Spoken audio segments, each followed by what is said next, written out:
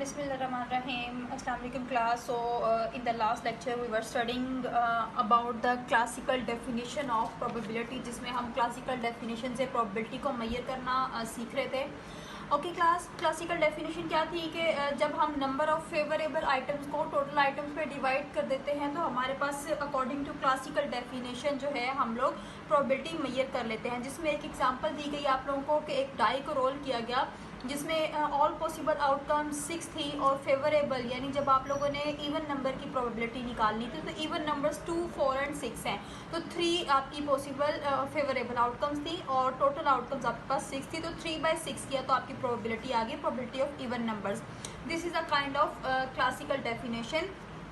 इसमें हमारे पास क्या होता है, क्लासिकल डेफिनेशन की कुछ क्रिटिसिज्म्स भी हम लोगों ने पढ़ी कि जो टर्म इक्वली लाइकली है डेफिनेशन में उसका मतलब क्या होता है कि इक्वली प्रोबेबल, यानी आप लोग ये नहीं कह सकते कि हर एक के अक्कर होने के चांसेस जो हैं वो डिफरेंट अपने ओन पे होते हैं, लेकिन ये है कि हर इवेंट के यहाँ पर अक्कर होने के चांसेस जो हैं वो इक्वली लाइकली है. यानी अगर 1 अपीयर होगा तो उसका भी चांस 1/6 है, इक्वली प्रोबेबल है. अगर 2 अपीयर होगा तो उसका भी चांस 2/6 है. अगर 3 अपीयर होगा तो उसका भी चांस 1/6 है. तो हर एक की प्रोबेबिलिटी जो है 1 से लेकर 6 तक 1/6 ही है. सो ये एक तरह की इसकी क्रिटिसिज्म है कि ये एक वास्ट किस्म की डेफिनेशन है जो हर किस्म के क्राइटेरिया को फुलफिल करके हमारी अनसर्टेन चीज़ों को मेजर कर सकती हो. सो ये डेफिनेशन फेल हो जाती है इक्वली लाइकली की वजह से. और फिर उसके बाद हम लोगों ने एक क्वेश्चन करना था जिसमें आप लोगों के पास एग्जांपल थी. Example number 6.28. From a well shuffled pack of 52 cards, a card is drawn at random. What is the probability that it is a black card, it is an ace card, it is a spade card, and jack of club, and so on. तो मैंने आप लोगों को कहा था कि मैं आप लोगों को ये क्वेश्चन करवाने से पहले इसकी कार्ड्स की सारा कुछ बता दूंगी कि कार्ड्स में होता क्या क्या है. तो आप लोगों को बताती चलूँ आप लोगों को बताती चलूँ कि हमारे पास जो कार्ड्स होते हैं आप लोगों को इसकी बारे में पता होना चाहिए कि 52 कार्ड्स होते हैं हम लोगों के पास. ठीक है, टोटल आउटकम 52 होती हैं जिसमें से एक होती है आप लोगों के पास ब्लैक कार्ड्स और एक होते हैं रेड कार्ड्स. ब्लैक कार्ड्स भी आप लोगों के पास 26 होते हैं, रेड कार्ड्स भी आप लोगों के पास 26 होते हैं. ब्लैक कार्ड्स में भी 2 सूट्स होते हैं और रेड कार्ड्स में भी 2 सूट्स होते हैं. ब्लैक कार्ड्स में आप लोगों के पास होते हैं स्पेड एंड क्लब और रेड कार्ड्स में आप लोगों के पास होते हैं डायमंड्स. ये नेम है इनके सूट्स के, ठीक है, डायमंड्स एंड हार्ट्स. आपको लास्ट टाइम में माइंड में नहीं आ रहा था तो मैंने आप लोगों को कहा था कि वाइट होंगे तो आप लोगों के हार्ट्स कार्ड्स होते हैं, ठीक है, रेड में. तो हर एक कार्ड की यहाँ पर 13 कार्ड्स होते हैं, हर सूट में 13 कार्ड्स होते हैं. ठीक है, यानी अगर 26 ब्लैक कार्ड है तो उसमें 2 सूट हैं, क्लब और स्पेड. स्पेड भी 13 कार्ड होते हैं, क्लब भी 13 कार्ड होते हैं, डायमंड भी 13 है, हार्ट्स भी 13 कार्ड्स हैं. अब इनके सीक्वेंस क्या होता है जिससे ये कार्ड्स जो होते हैं हम इसकी जो है वो आउटकम्स को निकालते हैं. यानी स्पेड में सबसे पहले होता है एस, फिर उसके बाद 2, 3, 4 एंड सो ऑन. देन 10 तक ये नंबर्स होते हैं आप लोगों के पास, ठीक है, 2 से लेकर 10 तक नंबर होते हैं. Then king, queen and jack, ठीक है. और इसी तरह से यहाँ पर क्लब में भी होता है एस, 2, 10, किंग, क्वीन, जैक. इसी तरह से इसमें भी ace, 2, 10, king, queen, jack, ace, 2, 10, king, queen, jack. Okay, ये आप लोगों के पास क्या है 52 कार्ड जिसके बारे में आप लोगों का नॉलेज होना ज़रूरी है. इन्हीं से हम लोग क्या है क्वेश्चंस को सॉल्व करेंगे. फिर सुन लें, आपके पास जो है 52 कार्ड्स होते हैं. 52 के कार्ड्स में 26 कार्ड ब्लैक होते हैं, 26 कार्ड रेड होते हैं और इन 26 में से 2 सूट होते हैं जो एक के स्पेड के और क्लब के होते हैं और रेड 26 कार्ड में से 2 सूट होते हैं डायमंड और हार्ट्स के. स्पेड कार्ड की भी बाकी तमाम जो इनकी सीक्वेंस है वो सेम होता है कि स्पेड कार्ड में भी एस कार्ड होता है, एक 2 होता है, 3 होता है, 4, 5 और 10 तक कार्ड्स होते हैं. नंबर कार्ड होते हैं. देन जो फेस कार्ड्स होते हैं जिन पे फेस बने होते हैं वो होते हैं किंग, क्वीन एंड जैक. इसी तरह से ये सारे आप लोगों के कार्ड्स हो गए. अब आप लोगों ने इन सब को देखा तो अब आपका क्वेश्चन होता है कि फेस कार्ड कितने होते हैं आप लोगों के पास, ठीक है। अगर आप लोगों से पूछा जाए कि फेस कार्ड कितने हैं, तो देखें आप लोगों के पास जहाँ पे फेसेस बने हुए हैं आप लोगों के, तो वो ये हैं जिन पे फेस बने होते हैं, राइट। ओके, ये पिक्चर और फेस कार्ड में अक्सर कंफ्यूजन होती है, बट आप लोगों ने याद रखना है जिन पे किंग, क्वीन और जैक में फेस बने होते हैं ना, किंग का, क्वीन का और जैक का, तो ये फेस कार्ड्स कहलाते हैं। तो अगर 4 सूट्स में हम लोग देखें तो कितने आपके पास फेस कार्ड्स हो गए, 3 3 3 3। तो अगर फेस कार्ड्स के बारे में नॉलेज लिया जाए तो हमें पता चलेगा कि 3 4 12। तो फेस कार्ड कितने हो गए आप लोगों के पास, 12 कार्ड्स। अगर पिक्चर कार्ड की बात की जाए तो पिक्चर जिनके ऊपर बनी होती है, तो एस के ऊपर भी एक पिक्चर बनी होती है, तो इसमें एस के 4 और मिला दिए जाएंगे, तो पिक्चर कार्ड कितने हो गए, 16, ठीक है। ये आप लोगों ने मिला लेने 4। इस बात की आप लोगों को समझ आ गई। सो ये आप लोगों के कार्ड्स होते हैं, इसको आप लोगों ने इसी तरह एज इट इज इस सैम्पल स्पेस को याद रखना है। और अब हम अपने क्वेश्चन को सॉल्व करने जा रहे हैं।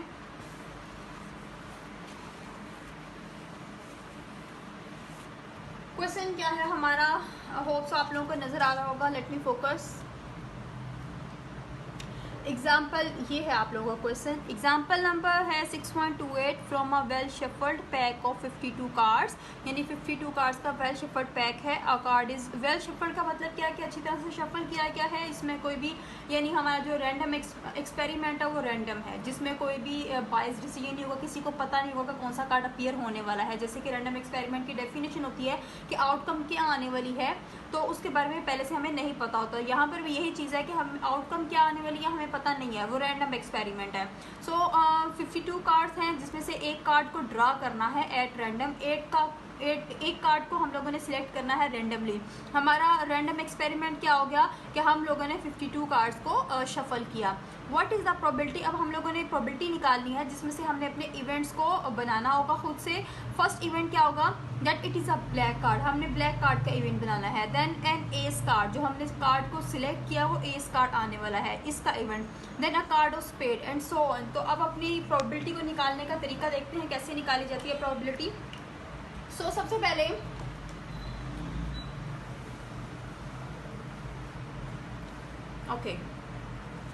सबसे पहले हम लोगों को क्या है, रैंडम एक्सपेरिमेंट का हमने बताना है कि रैंडम एक्सपेरिमेंट हम लोगों के पास क्या है। तो रैंडम एक्सपेरिमेंट हम लोगों का क्या है कि वेल शफल्ड पैक या प्लेइंग कार्ड्स, हम लोग कार्ड को खेल रहे हैं, कार्ड्स की गेम है, ठीक है, प्लेइंग कार्ड्स। और प्लेइंग कार्ड्स में हमारे पास इस रैंडम एक्सपेरिमेंट के टोटल आउटकम्स कितने हैं, तो टोटल आउटकम्स 52 कार्ड्स हैं, तो टोटल आउटकम्स 52 ही होंगे। सो आपकी सैम्पल स्पेस यानी एस आपके पास क्या है, या नंबर ऑफ सैम्पल स्पेस कितने हैं, 52 प्लेइंग कार्ड्स, ठीक है। अब हम लोगों ने इवेंट क्रिएट करना है अपने, जिसकी प्रोबेबिलिटी निकाली थी, बेसिकली उसी को इवेंट कहा जाता है। तो हमें कहा जा रहा है व्हाट इज द, ये देखें क्वेश्चन क्या है, that what is the probability that it is a black card. सबसे पहला ऑप्शन क्या है कि ये ब्लैक कार्ड है, इसकी प्रोबेबिलिटी निकाले। तो अगर ये ब्लैक कार्ड है, इसकी प्रोबेबिलिटी निकालनी है, तो आप लोग इवेंट ए क्रिएट करोगे, इस तरह से 2 डॉट लगा कर आके लिखोगे the selected card is a black card, ठीक है। आप लोगों ने लिख लिया the selected card is a black card. अगर ये सिलेक्टेड कार्ड ब्लैक कार्ड है, तो आप लोगों को मैंने पीछे बताया आपकी सैम्पल स्पेस में कि टोटल ब्लैक कार्ड्स कितने होते हैं। ब्लैक कार्ड्स 26 होते हैं, ठीक है। तो एन ऑफ एस आपके पास 52 है, एन ऑफ ए आपके पास 26 है। तो प्रोबेबिलिटी ऑफ ए यानी इवेंट ए की प्रोबेबिलिटी क्या आ गई, N of A divided by N of S. उसके अकॉर्डिंग हमारा आंसर क्या आता है, 26/52, ठीक है। ये प्रोबेबिलिटी ऑफ ए आपके पास आ गई। देन आप लोगों का जो बी पार्ट है आप ही के क्वेश्चन का, वो क्या है, एन एस कार्ड, यानी अब हमने जो प्रोबेबिलिटी निकालनी है वो एस कार्ड की प्रोबेबिलिटी निकालनी है। तो एस कार्ड सेकंड पार्ट है आप लोगों का, एस कार्ड की प्रोबेबिलिटी निकालनी है, ठीक है। जिस चीज़ की प्रोबेबिलिटी निकालनी है उसी का आप इवेंट क्रिएट करते हो। तो बी आप लोगों का इवेंट हो गया द सिलेक्टेड कार्ड इज, ये आप लोगों ने इसी तरह से लिखना है, the selected card is an S card, ठीक है। सिलेक्टेड कार्ड एस कार्ड है। तो एन ऑफ बी आप लोगों के पास क्या हो गया, एस कार्ड आप लोगों के पास कितने होते हैं, हर सूट में एक एक एस होता है। इट मीन्स अगर 4 सूट हैं तो 4 एस कार्ड्स हो गए, ठीक है। तो आप लोगों की प्रोबेबिलिटी ऑफ बी क्या हो जाएगा, 4/52, ठीक है। बहुत ही सिंपल और इजी क्वेश्चन है, मुश्किल क्वेश्चन नहीं है, ठीक है। अब आगे हम लोग करते हैं नेक्स्ट सी पार्ट इसका।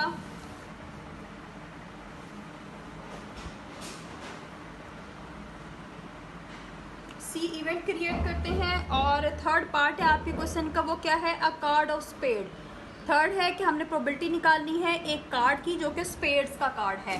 तो हम लोग यहाँ पर लिखेंगे the selected card is spade, यानी सिलेक्टेड कार्ड एक स्पेड कार्ड है। अगर सिलेक्टेड कार्ड स्पेड कार्ड है तो आप लोग क्या लिखोगे, N of C.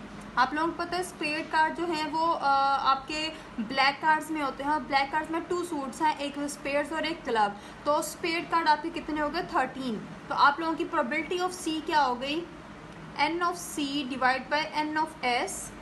According to this probability 13/52 is the probability of C. Okay, अब हम लोगों ने एक डी इवेंट क्रिएट करना है, वो क्या हो गया आपके फोर्थ पार्ट के अकॉर्डिंग। और फोर्थ पार्ट क्या है, अ जैक ऑफ क्लब्स, ठीक है। क्लब कार्ड का जैक की प्रोबेबिलिटी के, क्लब कार्ड में जैक की प्रोबेबिलिटी हमने निकालनी है। तो लिखेंगे the selected card is a jack of clubs, ठीक है। ये हमारा इवेंट क्रिएट हो गया। अब नंबर ऑफ इवेंट यानी आपके इस इवेंट के आउटकम्स कितने होंगे, एन ऑफ डी से इसको शो किया जाएगा।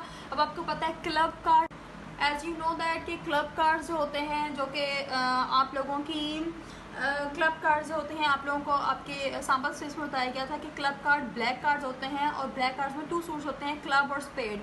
13 स्पेड होते हैं, 13 ही क्लब्स होते हैं। और इन 13 क्लब के अंदर हमें जैक, एक जैक चाहिए, यानी एक कार्ड चाहिए। तो इस 13 क्लब के अंदर एक ही जैक होता है, यानी 1 जैक का कार्ड होता है। तो इस तरह से हमारी प्रोबेबिलिटी क्या हो जाएगी, probability of D is equals to N of B divide by N of S, that is equals to 1/52।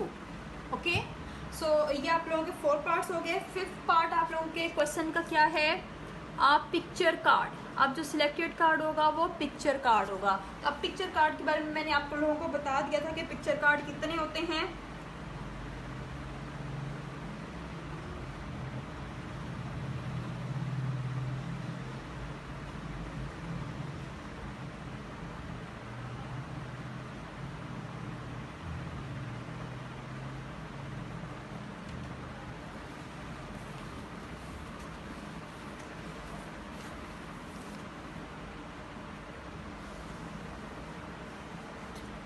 Okay, सो अब हम लोगों ने इवेंट क्रिएट करना है। एक ई इवेंट क्रिएट करेंगे जिसमें लिखेंगे, या पी इवेंट भी हम लोग, आपकी मर्जी है जो भी आप देना चाहो इसको नोटेशन, ठीक है। पी इवेंट क्रिएट किया, the card is a picture card, जिसपे पिक्चर बनी होगी, तस्वीर बनी होगी, ठीक है। तो तस्वीर आपके जो है वो किस किस की तस्वीर होती है आप लोगों को पता ही है, जैक, किंग, क्वीन की होती है। तो आपके एन ऑफ पी क्या हो जाएगा, ठीक है। अगर 4 सूट्स हैं तो हर सूट में 3 पिक्चर कार्ड है, तो 3 4 are 12, ठीक है। इसके अकॉर्डिंग आपकी प्रोबेबिलिटी हो गई P of P is equals to 12/52 picture card की प्रोबेबिलिटी, ठीक है। इस तरह से आप लोगों ने सारी प्रोबेबिलिटीज निकाल लेनी है। ये आप लोगों को समझ आ गया आपका क्वेश्चन। अब आते हैं नेक्स्ट डेफिनेशन की तरफ आपकी, जो कि आप लोगों को एक्सप्लेन करेगी। उससे पहले एक और एग्जांपल से बात हूँ, ताकि आप लोगों के लिए एक्सरसाइज और क्वेश्चन सॉल्व करना आसान हो जाए। एग्जाम्पल नंबर 16.29 है, लुक एट दिस। ये एग्जाम्पल आपको क्या बता रही है, a bag contains 6 red 4 white balls, 2 balls are drawn at random. हमें 2 बॉल ड्रॉ करने हैं उस बैग में से जिसमें 6 रेड कार्ड हैं और 4 वाइट कार्ड हैं। Find the probability that both are white कि जो दोनों कार्ड सिलेक्ट हुए दोनों के दोनों वाइट हैं, one is red and one is white, एक रेड है और एक वाइट है। तो चलें इसकी भी हम लोग सोल्यूशन करते हैं। इसका सोल्यूशन क्या होगा, तो आप लोगों का क्वेश्चन क्या है पहले देख लें। जो डाटा गिवन है हमें क्वेश्चन में, कि वो क्या डाटा गिवन है कि एक बैग है, ठीक है, जिसमें से रेड बॉल्स हैं और वाइट बॉल्स हैं। रेड बॉल्स आप लोगों के पास 6 हैं और वाइट बॉल्स आप लोगों के पास 4 हैं। टोटल बॉल्स आप लोगों के पास कितने हो गए, 6 4 10। ओके, देन उन्होंने क्या कहा कि हम लोगों ने, ये आप लोगों का रैंडम एक्सपेरिमेंट हो गया कि हम लोगों ने 2 बॉल सिलेक्ट करने हैं। तो रैंडम एक्सपेरिमेंट क्या हुआ, सिलेक्शन ऑफ 2 बॉल्स, ठीक है, 2 बॉल्स को सिलेक्ट करना, ये हमारा रैंडम एक्सपेरिमेंट है। और उन्होंने क्या कहा कि प्रोबेबिलिटी निकालनी है, फर्स्ट वन एक इवेंट ए क्रिएट किया जाए। फर्स्ट प्रोबेबिलिटी क्या होनी चाहिए, बोथ आर वाइट, यानी दोनों जो कार्ड सिलेक्ट हुए, both selected balls are white, यानी दोनों जो सिलेक्टेड बॉल्स थी वो दोनों ही वाइट थी। अब दोनों सिलेक्टेड बॉल वाइट कैसे हो सकती हैं, इसको हम लोग देखते हैं। अगर दोनों बॉल्स आपकी 4 वाइट में से सिलेक्ट होती हैं तो 4C2, यानी यहाँ पे कम्बिनेशन यूज़ होगा। 4 में से सिलेक्शन के चांसेस कितने हैं, 2 बॉल्स के सिलेक्शन के चांसेस कितने हैं, तो 4C कम्बिनेशन हो गया 2। ये देखें 6 चांसेस हैं आप लोगों के, जब आप लोगों ने वेज निकालने, 4 में से 2 बॉल सिलेक्ट करने के 6 चांसेस हैं, ठीक है। अब आप लोगों ने एन ऑफ एस देखना है। एन ऑफ एस क्या है, आप लोगों के पास 10 बॉल्स हैं, 10 में से 2 आप लोगों ने बॉल सिलेक्ट करने हैं, टोटल में से भी 2 बॉल्स आप लोगों को चाहिए। तो 10C2 करोगे तो 45,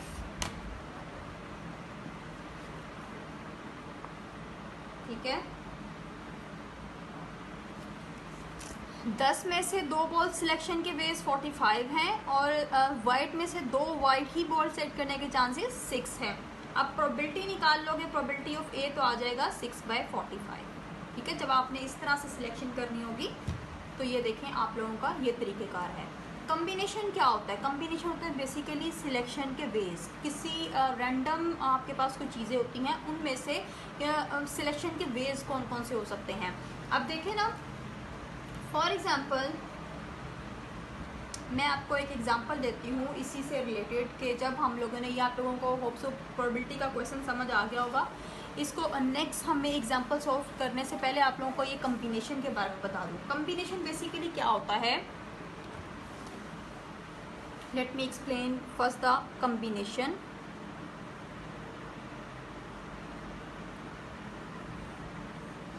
कम्बिनेशन क्या है, सिलेक्शन और वेज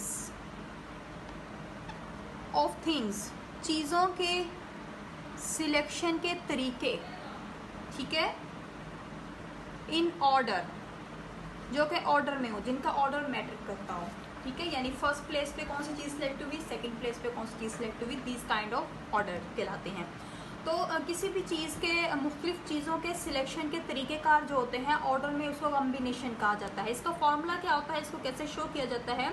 फॉर एग्जांपल अगर आप लोगों के पास 10 बॉल्स हैं, आपने उनमें से 4 बॉल्स को सिलेक्ट करना है, तो आप कैसे करते हो, उसको लिखते हो 10C4, यानी 10 जो टोटल होता है उसको हमेशा सी के ऊपर लिखा जाता है। उन टोटल में से जितनी चीज़ें सिलेक्ट करनी होती हैं उनके तरीक़ेकार हमें देखने हैं, तो सी के नीचे जो है हम लोग सबस्क्रिप्ट में 4 लिखते हैं, ठीक है। तो ये आपका कम्बिनेशन हो गया।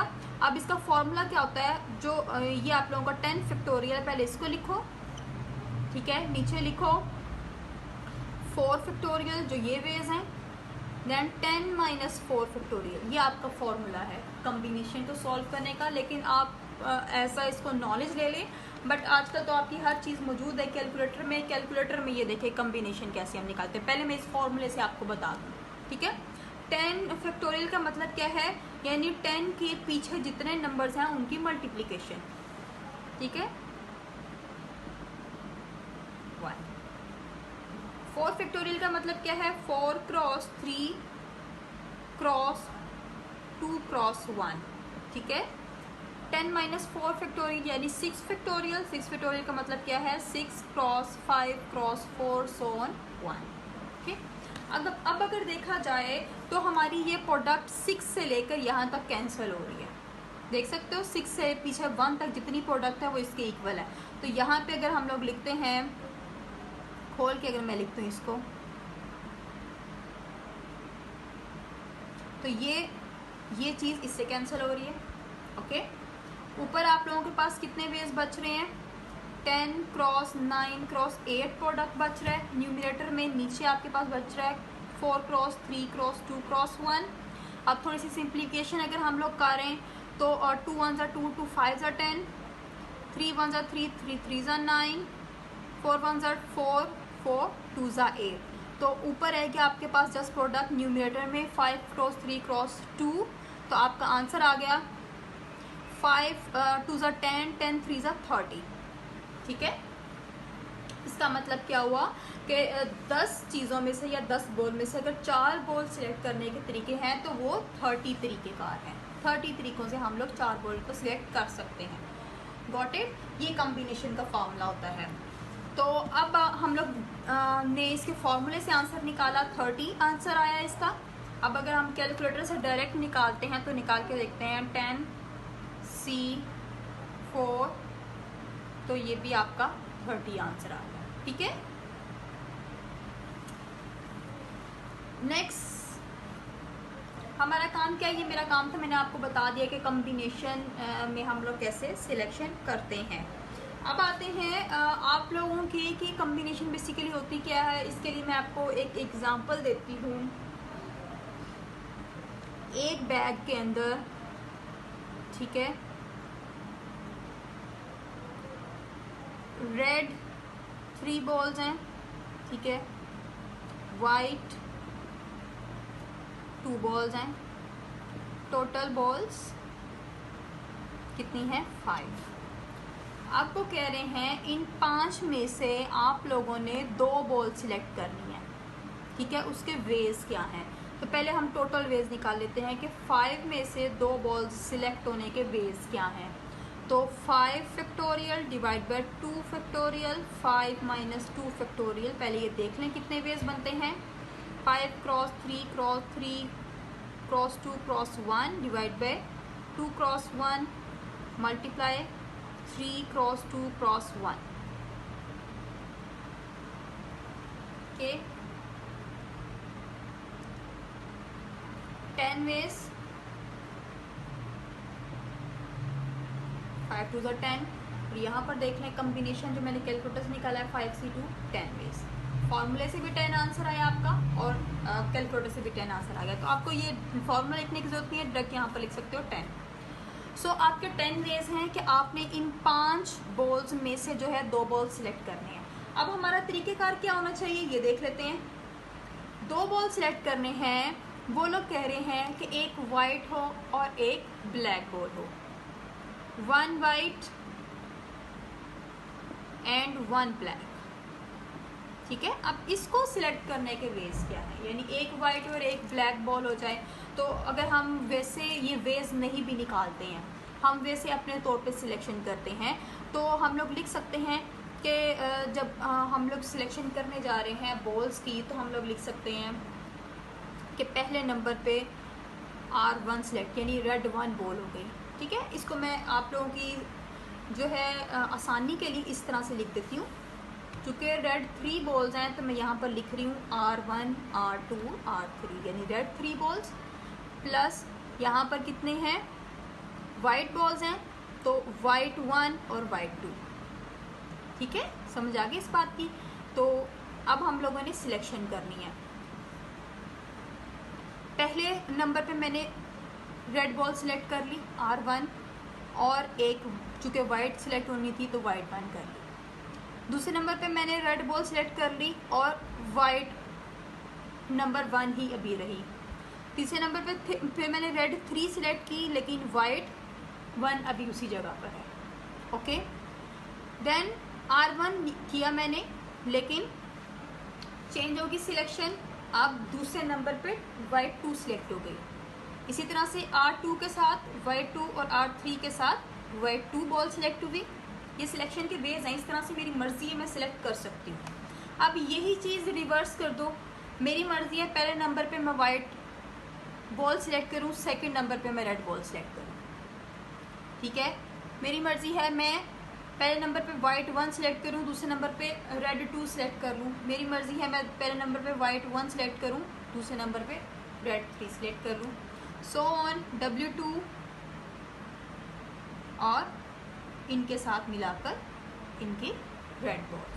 तो आप लोग काउंट कर सकते हैं कितनी आपकी सिलेक्शन के वेव्स बन रहे हैं, ठीक है। तो आप लोग उनको लिख सकते हो, ओके।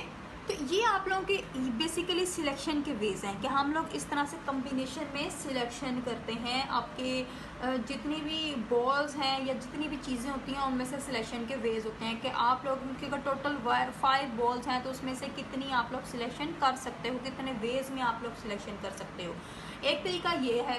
दूसरा तरीका ये है, चूँकि हम लोगों ने टोटल में से निकाला था कि 5 हम लोगों ने सेट करने हैं। अब उनका ख्याल है कि आप लोगों से कहा जा रहा है कि रेड में से जो है वो एक बॉल सेट किया जाए, तो वाइट में से एक बॉल सेट किया जाए। तो इसका ये भी तरीका है कि 3C1 करें और 2C1 करें, जैसे अभी हमने प्रोबेबिलिटी में किया था। 3C1 किया तो 3 आ गया, 2C1 किया तो भी 2 आ गया, तो ये टोटल वेज 6 हो गए, ओके। एक ये तरीक़ेकार हो। सो आप लोग जैसे चाहे मर्जी अपने जो है वो सिलेक्शन कर सकते हैं, उसके लिए कम्बिनेशन यूज होता है। अब आप लोगों को कम्बिनेशन की डेफिनेशन के बारे में बता दूं क्या कहा जा रहा है। कम्बिनेशन की डेफिनेशन सिलेक्शन और ways of things in order. Order में चीज़ें होती हैं, यानी ऑर्डर का मतलब क्या, ऑर्डर मैटर क्यों करता है कि अगर रेड 1 ये आपके पास एक कम्बिनेशन है जो आपने सिलेक्ट किया रेड और वाइट बॉल का, तो फर्स्ट प्लेस पे आपके पास रेड R1 बॉल है, तो सेकंड प्लेस पे आपकी वाइट 1 बॉल है। तो फर्स्ट प्लेस पे आपका W1 है, तो सेकंड प्लेस पे R1 है। इसका मतलब ये नहीं कि ये दोनों सेम है, क्योंकि इनका ऑर्डर मैटर करता है। अगर फर्स्ट प्लेस पे R1 है तो यहाँ पे फर्स्ट प्लेस पे वाइट 1 है, तो इनका ऑर्डर मैटर करता है। तो ये आप लोगों के पास क्या है, कॉम्बिनेशन। Got it? होप्स आप लोगों को कॉम्बिनेशन की समझ आ गई होगी, सिलेक्शन के वेज समझ आ गए होंगे। अब चलते हैं नेक्स्ट आपके क्वेश्चन डेफिनेशन की तरफ। वो आपकी डेफिनेशन क्या है, रिलेटिव फ्रीक्वेंसी और अ posterior approach. This is an empirical method of estimating the probability of an event. The experiment under consideration is repeated n times under uniform conditions. If an event A occurs f times, then its probability of A is defined as the limit of the relative frequency. अच्छा, इसका मतलब क्या है कि sometimes हमें जो है वो लॉन्ग टर्म में अपनी प्रोबेबिलिटी निकालनी पड़ती है। जैसे मैंने कहा कि हम लोग फोरकास्ट करते हैं, वेदर फोरकास्ट, उस तखमीना लगाने के लिए हमें प्रीवियस कई दिनों कई महीनों के मौसम के हालात को देखना पड़ता है। उसका डाटा कलेक्ट करके उसके अकॉर्डिंग आने वाले दिनों का डाटा बनाया जाता है। तो आने वाले दिनों के लिए कुछ हम लोग तखमीना लगाते हैं, फोरकास्ट करते हैं। तो उसको बेसिकली क्या कहते हैं, रिलेटिव फ्रीक्वेंसी, यानी प्रीवियस एक लॉन्ग टर्म हम डाटा जो होता है, प्रीवियस कई दिनों का डाटा जो होता है, जो रिलेटिवली यूनिफॉर्म कंडीशंस में होता है, उसको चेक करते हैं और उसके अकॉर्डिंग आने वाले कुछ टर्म्स के लिए हम लोग प्रोबेबिलिटी निकाल लेते हैं। उसको कहा जाता है रिलेटिव फ्रीक्वेंसी और अ पोस्टीरियर अप्रोच, ठीक है। यानी प्रीवियस एक लॉन्ग टर्म का डाटा लेकर, ठीक है, उसको हम लोग जो है उससे प्रोबेबिलिटी निकाल लेते हैं। ये एक इसकी बेसिक डेफिनेशन है। आगे एग्जाम्पल भी दी गई है, if we say that the probability that a new born child will be a boy is 1/2।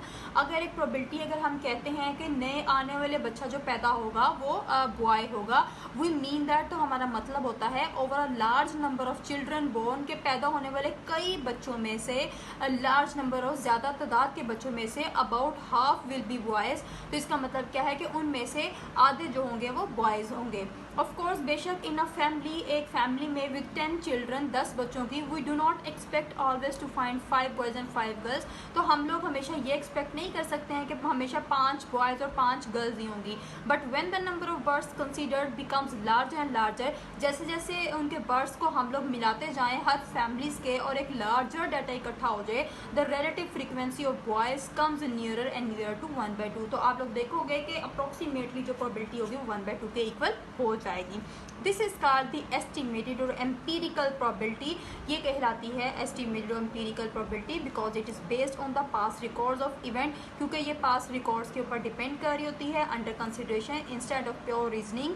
For example, what is the probability that a TB patient under 30 years of age will recover, यानी हम लोगों ने अंदाज़ा लगाना है एक TB patient जो है 30 इयर्स के अंडर अगर होता है, यानी उसकी 30 साल से अबव नहीं होती, 30 साल के अंदर जो है वो एज होती है उसकी, तो वो रिकवर कर जाता है। तो उसके लिए हमारे पास नो अमाउंट ऑफ रीजनिंग, कोई भी डाटा मौजूद नहीं है, विल टेल अस, जो हमें बताएगा द आंसर, जवाब। Such a probability is estimated from the past record, ऐसी प्रोबेबिलिटी जो होती है पास्ट रिकॉर्ड से आप लोग एस्टिमेट करते हो। If hospital record show that 80% of TB patients under 30 years of age recover, अगर जो पास्ट रिकॉर्ड्स है वो बता रहे हैं कि हॉस्पिटल जो है वो उसके पास्ट रिकॉर्ड्स के अकॉर्डिंग 80% टीबी पेशेंट जो है वो रिकवर हो रहे हैं 30 ईयर्स के एज के अंदर, तो इसका मतलब क्या है 20% डाई कर रहे हैं। The probability of recovery is 80/100। सो ये आप लोगों की रिलेटिव डेफिनेशन हो गई, और इस तरह से आप लोगों ने अपने बाकी भी लेक्चर्स जो हैं अपनी प्रोबेबिलिटीज़ को निकालना है और प्रोबेबिलिटी को मेजर करना है। इंशाल्लाह नेक्स्ट लेक्चर में मैं आपको बताऊंगी। आप लोगों को क्वेश्चन सॉल्व करने का तरीका भी मैंने बता दिया और इससे रिलेटेड एग्जांपल्स भी मैंने आपको बता दी।